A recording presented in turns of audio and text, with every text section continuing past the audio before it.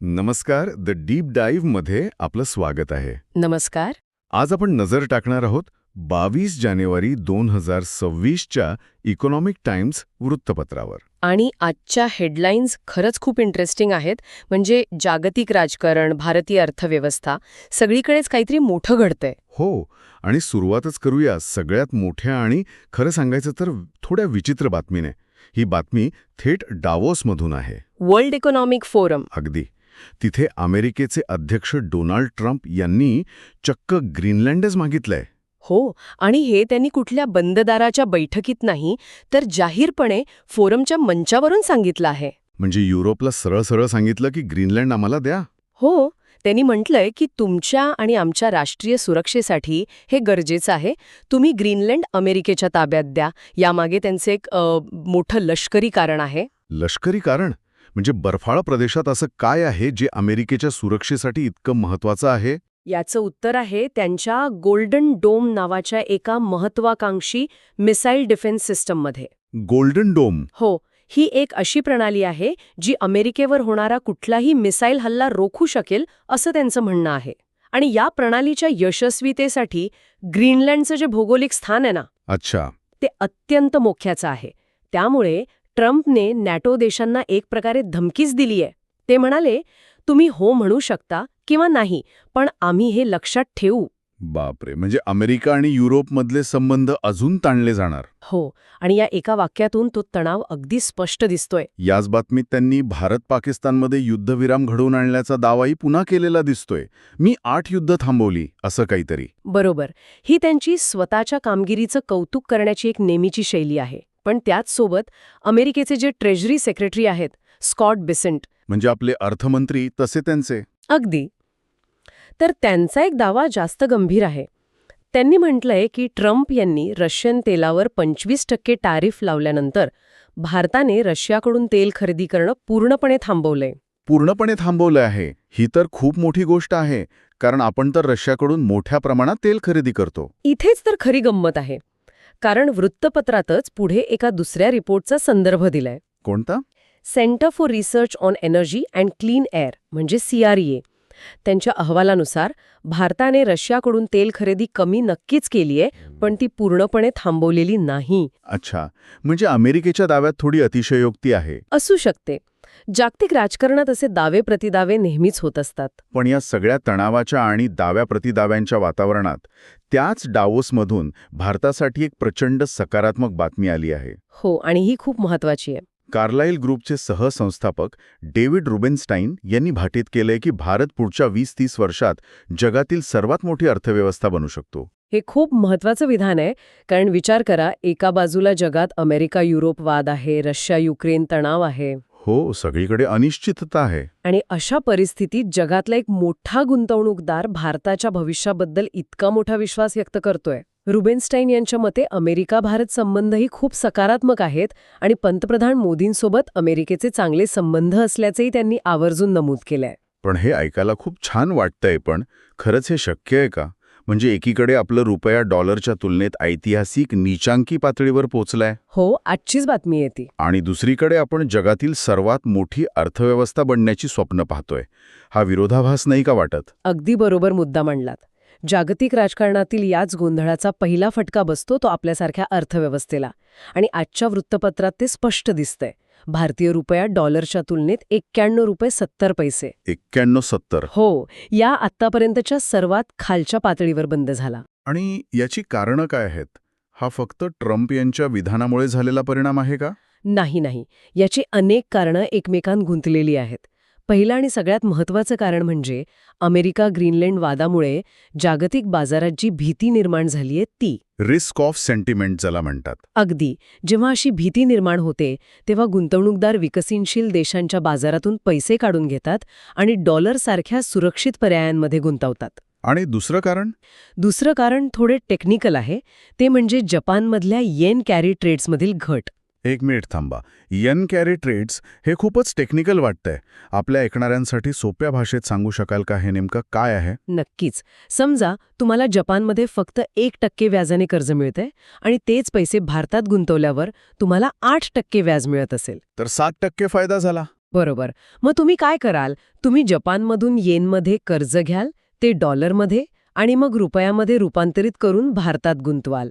यालाच येन carry trade म्हणतात. अच्छा. पण जेव्हा जागतिक बाजारात धोका वाढतो, तेव्हा गुंतवणूकदार हा धोका पत्करत नाहीत. ते भारतातून आपली गुंतवणूक काढून घेतात आणि जपानमधलं कर्ज फेडून टाकतात.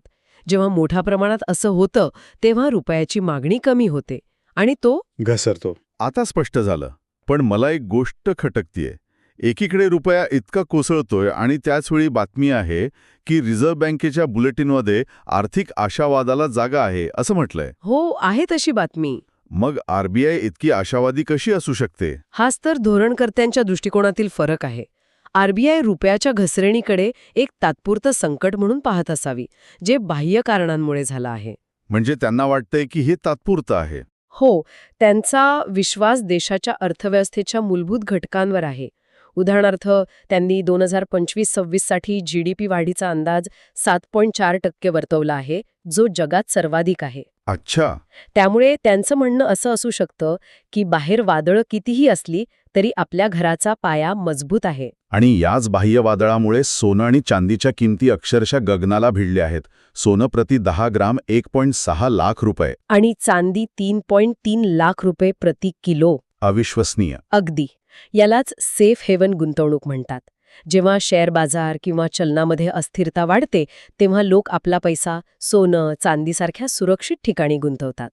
आणि याचाच दुसरा परिणाम म्हणजे परदेशी गुंतवणूकदारांनी FIIsनी जानेवारीच्या पहिल्या 15 दिवसात FMCG क्षेत्रातून 6,128 कोटी रुपये काढून घेतले आहेत. FMCG म्हणजे आपल्या रोजच्या वापरातील वस्तू बनवणाऱ्या कंपन्या, साबण, टूथपेस्ट, बिस्किट्स. पण हे तर सुरक्षित क्षेत्र मानलं जातं ना, मग तिथून पैसे का काढले जातात? कारण जेव्हा अर्थव्यवस्था चांगली कामगिरी करते, तेव्हा या कंपन्यांना खूप फायदा होतो. बरोबर. परदेशी गुंतवणूकदारांना आता वाटत असावं की जागतिक मंदीमुळे लोकांची खरेदी शक्ती कमी होऊ शकते, म्हणून ते नफा बुक करून बाहेर पडतायत. म्हणजे सगळा खेळ भविष्याच्या अंदाजावर चालतो. बरोबर. आणि अर्थव्यवस्था मजबूत करायची असेल तर पायाभूत सुविधा मजबूत हव्यात, आणि त्यात वीज सर्वात महत्वाची. याच संदर्भात सरकारने नॅशनल इलेक्ट्रिसिटी पॉलिसी 2026चा मसुदा सादर केला आहे. नवीन वीज धोरण. याचा आपल्यासारख्या सामान्य माणसाच्या लाईट बिलावर काय परिणाम होऊ शकतो का? अप्रत्यक्षपणे नक्कीच होऊ शकतो. या धोरणाचा मुख्य उद्देश वीज वितरण करणाऱ्या कंपन्यांना, म्हणजे आपल्या डिस्कॉम्सना, आर्थिकदृष्ट्या सक्षम बनवणं आहे. ज्या कायम तोट्यात असतात. अगदी. आज अनेक राज्यांमध्ये या कंपन्या तोट्यात आहेत, त्यामुळे त्या नवीन पायाभूत सुविधांमध्ये गुंतवणूक करू शकत नाहीत. या धोरणामुळे वीज दरांची रचना अधिक तर्कशुद्ध होईल आणि कंपन्यांची आर्थिक स्थिती सुधारेल. यातून त्यांना चांगली सेवा देण्यास मदत होईल. इथे आज एक खूप मोठी आणि थोडी आश्चर्यकारक बातमी आहे. झोमॅटोचे. हो. झोमॅटो आणि ब्लिंकेटची मूळ कंपनी इटर्नलचे संस्थापक दीपिंदर गोयल यांनी CEO पदावरून पायउतार होण्याचा निर्णय घेतला आहे. हो, आणि त्यांची जागा ब्लिंकेटचे सहसंस्थापक अल्बिंदर धिंसाघेकर आहेत. आणि गंमत म्हणजे ही बातमी अशा वेळी आली आहे जेव्हा कंपनीची कामगिरी उत्कृष्ट आहे. हो ना. कंपनीच्या ऑपरेटिंग उत्पन्नात तिप्पट वाढ झाली आहे आणि नफा 73% वाढून 102 कोटींवर पोचला आहे. बरोबर. मग मला हाच प्रश्न पडलाय, एवढी चांगली कामगिरी असताना गोयल पायउतार का होत आहेत? काही अंतर्गत समस्या आहे का? नाही. उलट हे भारतीय स्टार्टअप इकोसिस्टमसाठी एक नवीन आणि खूप सकारात्मक ट्रेंड दाखवतंय. तो कसा? गोयल यांनी सांगितलं आहे की ते आता लॉन्जिव्हिटी म्हणजे दीर्घायुष्य आणि एरोस्पेस यांसारख्या पूर्णपणे नवीन क्षेत्रांवर लक्ष केंद्रित करणार आहेत. अरे वा. ही अशी क्षेत्र आहेत जिथे खूप जास्त धोका आणि प्रयोगांची गरज आहे. ते आता कंपनीचे उपाध्यक्ष म्हणून दैनंदिन कामकाजातून बाजूला होऊन मोठ्या आणि भविष्यातील मूनशॉट प्रकल्पांवर काम करतील. म्हणजे एका यशस्वी कंपनीचा संस्थापकाने अचानक CEO पद सोडून अशा धाडसी प्रयोगांमध्ये उतरणं? हो, हे आपल्या स्टार्टअप विश्वाच्या परिपक्वतेचं लक्षण आहे. हे खरंच खूप इंटरेस्टिंग आहे. आता संस्थापक फक्त कंपनी वाढवण्यावर नाही, तर नेक्स्ट बिग थिंग शोधण्यावर लक्ष केंद्रित करत आहेत. आणि याच कॉर्पोरेट जगात महाराष्ट्रासाठी एक प्रचंड मोठी बातमी आहे. हो, गुंतवणुकीची. टिल्मन ग्लोबल होल्डिंग्ज नावाची कंपनी राज्यात तब्बल 60,000 कोटी रुपयांची गुंतवणूक करणार आहे. ही प्रचंड मोठी गुंतवणूक आहे. ही कंपनी राज्यात 1 गिगावॅट क्षमतेचा डेटा सेंटर उभारणार आहे. डेटा सेंटर म्हणजे सोप्या भाषेत? सोप्या भाषेत सांगायचं तर डेटा सेंटर म्हणजे इंटरनेटचा सगळा डेटा साठवण्यासाठी आणि त्यावर प्रक्रिया करण्यासाठी लागणारी एक मोठी जागा. आजच्या डिजिटल जगात डेटा हेच खरं सोनं आहे, हो की नाही? बरोबर. या गुंतवणुकीमुळे महाराष्ट्र हे देशाचं नाही तर कदाचित आशियातील एक महत्त्वाचं डेटा सेंटर हब म्हणून ओळखलं जाईल. आणि फक्त मोठ्या कंपन्याच नाही तर सरकारने छोट्या उद्योगांसाठीही एक महत्वाचा निर्णय घेतला आहे. हो, सरकारने MSMEसाठी म्हणजे सूक्ष्म, लघु आणि मध्यम उद्योगांना कर्ज देण्यास सिडबीमध्ये 5,000 कोटी रुपयांची इक्विटी देण्यास मंजुरी दिली आहे. सिडबी म्हणजे? Small industries development bank of India. He bank खास छोट्या उद्योगांना कर्ज पुरवठा करते. MSME हे भारतीय अर्थव्यवस्थेचा कणा आहेत आणि त्यांना सहज कर्ज मिळणं खूप गरजेचं आहे. हे पाऊल त्याच दिशेने आहे. आता तंत्रज्ञानाच्या जगातली एक बातमी. हं. फायनान्शियल इंटेलिजन्स युनिटने क्रिप्टोकरन्सी एक्सचेंजेसना काही विशिष्ट प्रकारचे व्यवहार थांबवण्याचे आदेश दिले आहेत. हे प्रायव्हसी क्रिप्टोज काय आहेत? फ्यू म्हणजे भारताची आर्थिक गुन्हेगारीवर नजर ठेवणारी संस्था. त्यांनी प्रायव्हसी कॉइन्सवर बंदी घातली आहे. आता हे प्रायव्हसी कॉइन्स काय आहेत हे समजून घेण्यासाठी एक उदाहरण घेऊया. सांगा. समजा तुमच्याकडे अशा काही नोटा आहेत ज्यांच्यावर सिरियल नंबरच नाहीये. त्याचा माग कसा काढणार? प्रायव्हसी कॉइन्स साधारणपणे तसंच काम करतात. बिटकॉईनसारख्या सामान्य क्रिप्टोकरन्सीचे व्यवहार ब्लॉकचेनवर तपासता येतात. ते पब्लिक असतात. हो, पण मोनेरो किंवा झेड कॅश सारख्या प्रायव्हसी कॉइन्सचे व्यवहार पूर्णपणे निनावी असतात. त्यामुळे त्यांचा वापर मनी लॉन्ड्रिंग किंवा इतर गैरप्रकारांसाठी होण्याची शक्यता खूप जास्त असते. म्हणून FIUने हे पाऊल उचललं आहे. हे झालं आर्थिक आणि कॉर्पोरेट जग. पण देशात राजकीय आणि सामाजिक पातळीवरही मोठ्या घडामोडी सुरू आहेत, विशेषतः महाराष्ट्रात. हो, कल्याण डोंबिवली महानगरपालिकेत एक नवीन राजकीय समीकरण तयार झालं आहे. काय झाले तिथे? तिथे भाजपला बाजूला सारण्यासाठी मुख्यमंत्री एकनाथ शिंदे यांच्या शिवसेनेने राज ठाकरे यांच्या महाराष्ट्र नवनिर्माण सेनेसोबत हातमिळवणी केली आहे. अरे वा. ही एक अत्यंत महत्त्वपूर्ण राजकीय घडामोड आहे. यातून राज्यातील बदलती राजकीय समीकरणं स्पष्ट दिसतात.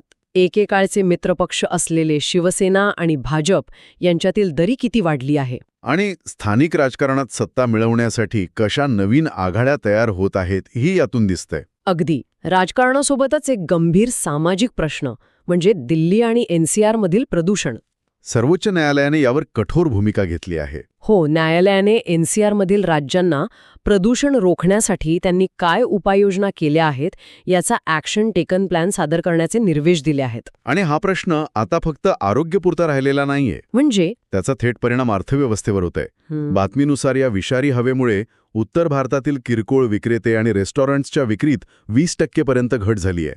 म्हणजे प्रदूषणामुळे फक्त श्वास घ्यायला त्रास होतोय असं नाही, तर लोकांच्या पोटापाण्यावरही परिणाम होतोय. ही खरंच गंभीर बाब आहे. हो ना. आणि शेवटची एक महत्वाची बातमी अणुऊर्जा क्षेत्रातील आहे. बरोबर. सरकारने शांती कायद्याअंतर्गत म्हणजे SHANT ॲक्ट अणुऊर्जेसाठी नवीन नियम पुढील 3 महिन्यात लागू करण्याचे संकेत दिले आहेत. आणि याचा काय परिणाम होईल? यामुळे अणुऊर्जा क्षेत्रात खाजगी आणि परदेशी गुंतवणुकीचा मार्ग मोकळा होईल. आत्तापर्यंत हे क्षेत्र पूर्णपणे सरकारी नियंत्रणाखाली होतं.